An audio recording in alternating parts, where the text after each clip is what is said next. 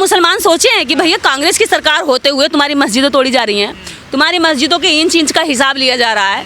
इस देश के अंदर धार्मिक स्थल तो सभी धर्मों के बने हुए हैं, और अगर सबसे ज़्यादा अगर धार्मिक स्थलों की बात अगर मुसलमानों की हो रही है, मुसलमानों की ज़मीनों की अगर पता लगाया जा रहा है कि कितनी ज़मीन इनकी अधिग्रहण की गई है, कितनी ज़मीन पर अतिक्रमण है, तो अब फिर हिंदू धर्म का जो मंदिर है इन पर भी पता लगा लेना चाहिए कि भाई कितने मंदिर हैं देश के अंदर। मैं मानती हूँ 80% मंदिर इस देश के अंदर अवैध चल रहे हैं, जिनकी ना रजिस्ट्री है, ना जिनको ज़मीन खरीदी गई है, ना बेची गई है, ना कोई ऐसा ट्रस्ट है। बस ऐसे ही कहीं पे एक मूर्ति रख दी है, पत्थर रख दिया, टीका लगा दिया, तेल चढ़ा दिया और धीरे धीरे उसको जो मंदिर के रूप में बना दिया। अवैध मस्जिद बताई जा रही है हिमाचल में। देखिए, जहाँ कांग्रेस है वहाँ भी मुसलमानों के साथ अत्याचार हो रहा है, जहाँ बीजेपी है वहाँ भी मुसलमानों के साथ अत्याचार हो रहा है। मुसलमान और दलित ये दो सभी पार्टियों के लिए सॉफ्ट टारगेट है। अगर इनका कोई साथ दे सकता है वास्तव में तो बहुजन पार्टियाँ हैं, और बहुजन पार्टियां ही इनके लिए अपना जो 100% है वो सामाजिक न्याय पर काम कर सकती है। अभी तक कांग्रेस के सिर्फ भाषण सामने आए हैं और सामाजिक न्याय पर कोई भी प्रतिक्रिया, कोई भी काम या कोई भी एक्शन अभी सामने नहीं आया। तो मुसलमान क्या करें आखिर? मुसलमान देखें, सोचें कि बाबा साहब डॉक्टर अम्बेडकर ने क्या कहा था कि दलित मुस्लिम एकजुटता बनेगी, तो इस भारत के अंदर दलित मुस्लिम एकजुटता के साथ पूरे भारत पर ये 85% लोग राज कर सकते हैं। और कांशीराम साहब ने 85 का फॉर्मूला दिया था, तो ये 85 लोगों को एकजुट होना चाहिए और ऐसी पार्टियों का जो अंदरूनी चेहरा है उसको पहचान करके अपनी पार्टियों को समर्थन देना चाहिए। हिमाचल में तो मुसलमान इतना डर गया, खुद ही दीवार तोड़ने लगा मस्जिदों की और कहने लगा। डरेगा ना भैया, डरेगा ना। सरकार का जो डंडा है वो बहुत मजबूत होता है, और सरकार का डंडा जब पड़ता है तो कोई सबकी हिल जाती है हालत, सबकी हालत खराब हो जाती है। तो चाहे सरकार तो जनता आ रही है ना सड़कों पर, देखिए संगठन आ रहे हैं तमाम। अरे भैया वो उनको सपोर्ट किया जा रहा है। देख, फरसे उनके हाथों में है, तलवारें हैं, गदा है, ऐसे ऐसे मतलब मजबूत हथियार लेकर के जब वो डरा रहे हैं, लहरा रहे हैं सड़कों पर, और मुसलमानों को सुनने वाला नहीं है। मस्जिद तोड़ने के लिए आ जा रहे हैं। अगर अभी किसी मंदिर के लिए आएंगे तो पूरे देश की सरकार हिल जाएगी, रातों रात आगजनी हो जाएगी, गाँव तक फूंक दिए जाएंगे। तो यहाँ पर इस देश के अंदर तो मैंने कहा ना, कोई कानून नाम की चीज है। सरकार को पहले नजर रखनी चाहिए, और जनता न्याय नहीं दे सकती। अगर जनता कल को खड़ी होकर के भीड़ में ये कह दे कि सारे मंदिर तोड़, तो मंदिर तोड़ जाएंगे। कल को कहने लगे कि बुद्ध धर्म के जितने भी बौद्ध स्थल हैं ये तोड़ो, कल को कहने लगे जैनियों के मंदिर तोड़ो, गुरुद्वारे तोड़ो, तो ऐसे तो भीड़ न्याय करने लगेगी।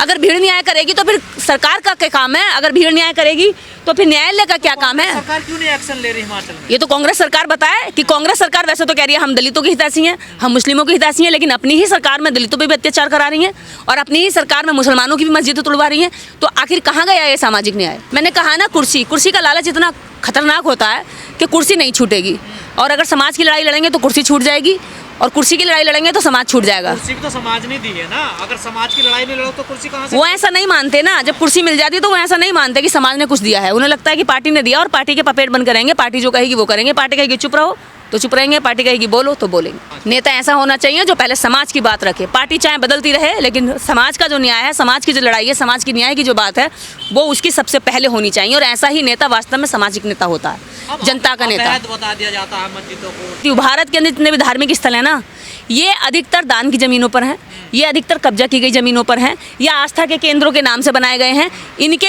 ये मैं मानती हूँ कि भारत के अंदर अगर वास्तव में रजिस्टर्ड किसी की ज़मीनें हैं और धार्मिक स्थलों की ज़मीनें हैं तो वो चर्च की ज़मीनें हैं, बाकी समस्त धार्मिक स्थलों की ज़मीनें, और उसके बाद बुद्ध धर्म की ज़मीनें हैं, जिन्होंने बुद्ध विहार बना रखे हैं वो रजिस्टर्ड ज़मीनें हैं। बाकी इस देश के अंदर जो धार्मिक स्थलों की ज़मीनें हैं वो ज़्यादातर ऐसे ही आस्था के नाम पर, जैसे किसी ने दान कर दी, डोनेट हो गई, या किसी ने धर्म के नाम पर बना दिया, या अपनी श्रद्धा के अनुसार अपनी ज़मीन दे दी, इस तरह से बनी हुई चैरिटी में। सुशासन बाबू की सरकार है, वहाँ पर देखिए दलितों की बस्ती जला दी गई है पूरी। उससे पहले मुजफ्फरपुर में एक दलित लड़की के साथ रेप हो गया है। ये तो नीतीश कुमार जवाब दें कि सामाजिक न्याय की बात करते करते आप बीजेपी में चले गए थे, और बीजेपी में जाकर के आज आपने ये साबित कर दिया कि जहाँ जहाँ बीजेपी की सरकार है वहाँ दलितों को सांस लेना भी दूभर कर देंगे। 80 घर बस्ती के दलित टोले के ऐसे राख कर दिए, धू धू करके जल रहे हैं।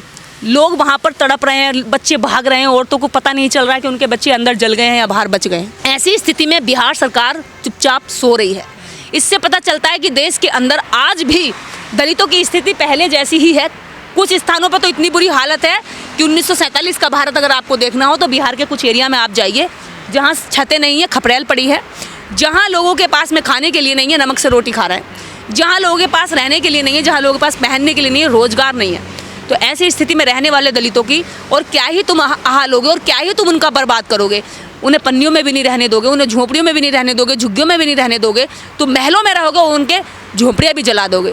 और ऐसी सरकार, ऐसी निकम्मी, ऐसी नालायक सरकार के साथ मिलकर के नीतीश कुमार आज दलितों के टोले जलवा रहे हैं। लेकिन इनको याद रखना चाहिए कि दलितों की ही वजह से ये सरकार में बैठे हैं। जहाँ का वोट परसेंट आप लेकर के उनकी बाद में खबर नहीं लेते, क्या वो इतने पागल, इतने बेवकूफ़ लोग हैं कि दोबारा तुम्हारे कहने में आएंगे? देश के अंदर चाहे आप किसी भी राज्य की बात ले लीजिए, दलित की पीड़ा, दलित का दर्द सिर्फ दलित तक सीमित है। न दलित की पीड़ा देश की पीड़ा बन पाती है, न दलित की पीड़ा मीडिया की पीड़ा बन पाती है, न दलित की बेटियों का रेप इस देश की बेटी का रेप कहा जाता है। महिला अभी स्पीच दे रही है, भाषण दे रही है, तमाम लोगों के बीच में कह रही है चमार पिटने चाहिए, अपने आप को बड़ा समझने लगे जब से इन्हें आरक्षण मिला है, नौकरियां मिली है, तो क्या चमार पिटने के लिए पैदा हुआ है क्या? उस महिला को पहले बाबा साहब डॉक्टर अम्बेडकर पढ़ने चाहिए, उसके बाद उसे हिंदू कोड बिल पढ़ना चाहिए। उस जैसी औरतों को पीट पीट करके घरों के अंदर चौखट से बाहर झांकने नहीं दिया जाता था। आज जो वो बकवास कर रही है, मुंह खोल रही है, आज जो बड़बोली बन रही है, वो सिर्फ और सिर्फ बाबा साहब डॉक्टर अम्बेडकर की वजह से है, वो भी एक दलित की वजह से है। और एक दलित ने ऐसे अधिकार दे दिए इन औरतों को कि आज ये अपनी जाति, अपनी औकात भूल करके आज ये सोचती है कि अगर हम ब्राह्मण हैं तो हम बहुत बड़े ऊंचे स्तर पर आ गए। उन्हें लगता है कि आरक्षण दे दिया तो बहुत बड़ी खैरात दे दी। आरक्षण सामाजिक न्याय की बात है, आरक्षण कोई भीख नहीं है। आरक्षण कोई तुमने नहीं दिया, तुम्हारे बाप दादाओं ने नहीं दिया। जब तुम्हारे बाप दादाओं में देने का अधिकार था ना, तो तुमने ना घर की औरतों को भी रसोई में नहीं घुसने दिया, घर की औरतों को भी छूतक माना, घर की औरतों को जनेऊ नहीं पहनाई, घर की औरतों को जो है इज्जत नहीं दी, घर की औरतों को धर्मशास्त्रों में कहीं जगह नहीं दी। आज जो औरतें बोल रही है ना, ये बाबा साहब डॉक्टर अम्बेडकर, और ये बात याद रखना, इसका एहसान कभी नहीं उतार पाओगी कि बाबा साहब डॉक्टर अम्बेडकर भी एक दलित थे और एक दलित व्यक्ति के दिए अधिकारों से आज तुम जिंदगी के मजे लूट रही हो। तो चमार पिटने के लिए पैदा हुआ? बिल्कुल पिटने के लिए पैदा नहीं हुआ है। ये मैं बता दूं, देश के अंदर चाहे चमार कहीं भी रह रहा हो, दुनिया के अंदर कहीं भी रह रहा हो, चमार के अंदर स्वाभिमान होता है। वो पिटने के बाद आवाज़ खड़ी करता है, वो कहता तुमने एक गाल पर थप्पड़ मारा, मैं गांधी का हरिजन नहीं हूँ, मैं डॉक्टर अम्बेडकर का बहुजन हूँ, अगर एक गाल पर थप्पड़ तुमने मारा तो दूसरे गाल पर मैं थप्पड़ मारूंगा।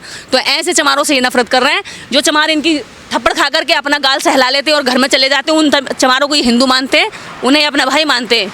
लेकिन जो भी चमार, दलित की जातियां, अन्य जातियां हैं जो कहती हैं कि हम पिटेंगे नहीं, बस बहुत हो गया, तो उन्हें ये चमारों की दहशत है जो बोलना सीख गए, ये बौखला रहे हैं लोग। अभी तो मुट्ठी भर लोग हम जैसे तैयार हुए बोलने वाले। जिस दिन मान लो कुछ परसेंटेज में ये लोग उठ गए, जागरूक हो गए, बोलने लगे, आवाज़ करने लगे, इन गूंगों में, इन बहरों में, इनके मुंह में जुबान आ गई, इनके कानों में आपके सवालों के हलचल होने लगी, तो सोचिए कि तुम्हारा क्या हाल होगा। अभी तो मात्र 70-75 साल हुए, अभी से ही तुम आरक्षण से बौखला गए। और तुमने जो हजारों वर्ष तक आरक्षण लिया, हजारों वर्ष तक शिक्षा का आरक्षण लिया, एक का अधिकार, 100% शिक्षा का अधिकार, जमीन का अधिकार, और तो और सबसे बड़ी बात, इस देश के अंदर धन संपत्ति का अधिकार जो तुमने लिया। जिस दिन इसमें बराबरी की बात, वो लड़ाई लड़ेंगे जब जमीन, जंगल और धन संपत्ति और इसके अंदर देश की राजनीति, और सबसे बड़ी बात, इस देश के अंदर जहाँ जिन कुर्सियों पर तुम बैठे हो, जहाँ तुम सोचती हो कि धर्म ने हमें बहुत ऊंचाई पे दिया है, उसी धर्म की कुर्सियों पर जिस दिन ये बैठने लगेंगे, उस दिन बताना कि इस देश के अंदर सुधार हुआ कि नहीं हुआ। जहाँ आरक्षण है वहाँ करप्शन कम है, जहाँ आरक्षण नहीं है वहाँ करप्शन ज़्यादा है, वहाँ पर महिलाओं का जो शोषण है वो ज़्यादा है, वहाँ पर देश की लूट मचाई ज़्यादा है, वहाँ पर काम नहीं होते हैं। इस देश के अंदर आप ये बताइए, देश के अंदर केवल 2% सरकारी संस्थान है। भारत मुसलमानों का है, दलितों का नहीं है, दुनिया चांद पे जा रही है, साइंस का जमाना है, इन्हें क्यों टारगेट किया जाता है? देखिए, ये इंसान नहीं है, मानव, ये नफरत है, ये इनकी जन्मजात नफरत है, पुश्तैनी नफरत है जो मिट नहीं रही है, ट्रांसफ़र हो रही है, जनरेशन टू जनरेशन ट्रांसफ़र हो रही है। और जो ट्रांसफ़र हो रही जनरेशन के साथ में ये नफ़रत है ना, वो ही सामने आती है। दुनिया पूरे विश्व में जो है धरती से कई हज़ार किलोमीटर दूसरे प्लेनेट पे जा रही है, ये अभी तक जो है आरक्षण के ही रोना रोते रहते हैं। यही कारण है कि इनमें कोई तरक्की नहीं हो रही है, यही कारण है कि जो मेरिट का रोना रोते हैं उनमें कोई मेरिट नहीं है। वो देश को हज़ारों वर्ष तक गुलाम बनाए रखे। यहाँ पर हूण आए, शाक्य आए, मुंगेर आए, और तो और 600 वर्ष वो मुग़ल राज करके चले गए, 200 वर्ष अंग्रेज़ राज करके चले गए, तब इनकी मेरिट कहाँ थी, तब इनकी बहादुरी कहाँ थी, तब इनका साहस कहाँ था? तब तो आरक्षण नहीं था देश में, तब कैसे तुमने देश बर्बाद करवाया, तब तुमने कैसे देश लुटवाया, तब महमूद गजनी तुम्हारा सोना लूट के ले गया, तब तो आरक्षण नहीं था, तब तुम कहाँ सो रहे थे, कौन से बिल में घुसे हुए थे, जब तुम्हारी आवाज़ क्यों नहीं उठी? ये जो महिला बोल रही है कि चमार पिटने के लिए हुए हैं, ये महिला की बहादुरी कहाँ थी? इसकी दादी नानी कहाँ चली गई थी भाग करके, कहाँ छुप गई थी, तब क्यों नहीं बोले थे?